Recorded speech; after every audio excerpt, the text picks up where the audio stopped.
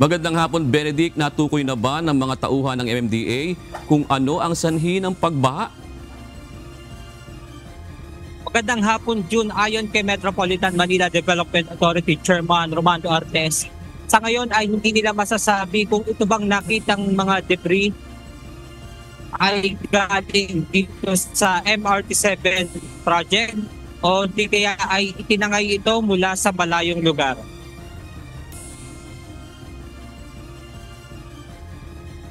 Nag-inspeksyon ng MMDA kaninang umaga sa ilalim ng MRT-7 Batasan Station upang tingnan ang mga naging dahilan ng pagbaha sa lugar noong makaranas ng malakas na ulan dahil sa habagat.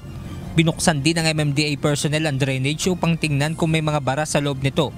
Sa isinagawang declogging, dito nakuha ng MMDA ang ilang plywood. Mayroon ding nakuwang tipak ng bato. Again, hindi tayo naghahanap ng mga faults dito kung hindi maghanap ng solusyon. Although yung sa kabila, titi-check din ng contractor kung talagang na barahan yung outlet ng kanilang poste. So, basta ang commitment naman po ng may-ari ng MRT-7, whether or not sila ang nakabara, naka-apekto yung kanilang construction, tutulong sila sa pagsasaayos para mawala yung baha dito sa Commonwealth. Sa isang pahayag, itinanggi ng MRT Line 7 Project Management Office na ang naturang proyekto ang sanhi ng pagbaha sa Commonwealth Avenue.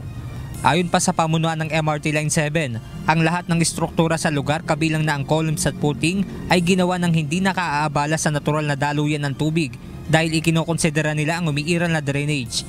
Nakasunod din nila ito sa approved engineering plans.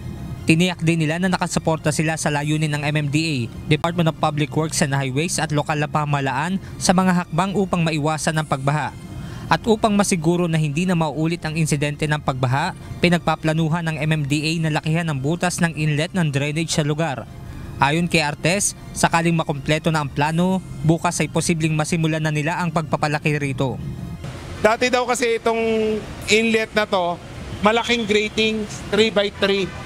So nasaran, hindi natin alam kung way before na-construct tong MRT-7.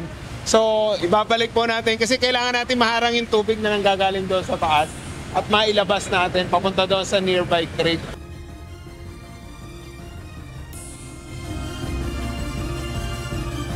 Yun, kanina nakita natin na yung contractor o yung mga geodetic engineer dito sa MRT Line 7 ay nagsusukat na nga dito sa ilalim ng Batasan Station ng MRT-7. At sa ngayon naman June ay nakararanas ng kaunting pag-